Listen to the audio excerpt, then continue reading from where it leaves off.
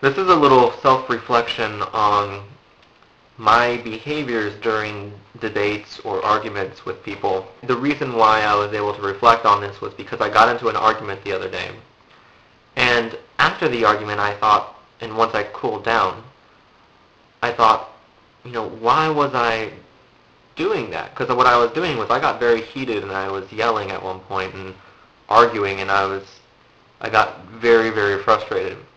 And I was thinking, why is it that in this particular argument I was doing that? Because I've had other debates, discussions, arguments, but they weren't really heated necessarily, where I keep my calm. And I don't, in a lot of cases, blow up or shut down. I'm fairly persistent, and I'll try to find some way of establishing some common ground, make sure that that bridge is still there so that we can move forward. Even if I completely disagree with someone, okay, at least let's try to find something, some place to work off of. But in this case, it was something where I wasn't doing that, and I was wondering why. And I think it's because of the fact that I have an expectation going into some of these debates or discussions or arguments. And when I have those expectations is when I get heated, because I get frustrated. With any start of any discussion that I have, I do go in with some expectation, where I have an expectation that you will be able to understand some of the things that I'm saying, or a lot of the things that I'm saying.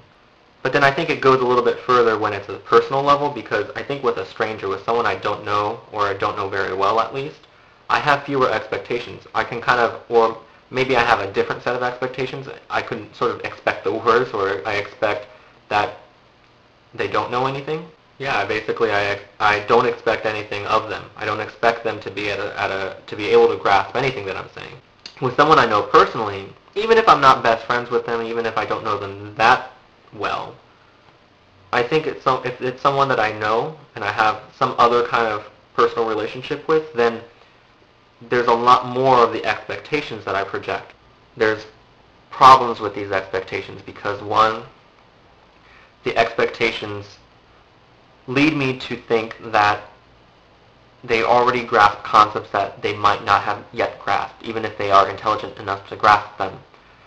They might not have been exposed to them enough.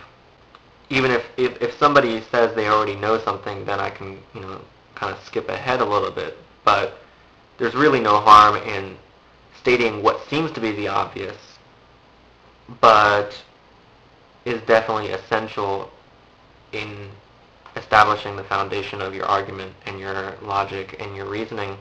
The next step in that is, because of the fact that they don't have that background information, or they don't have that foundation that you have to go through a little bit more slowly and build up, then I end up getting frustrated because I expect them to grasp it. And this frustration is where I start to either go over the top or shut down.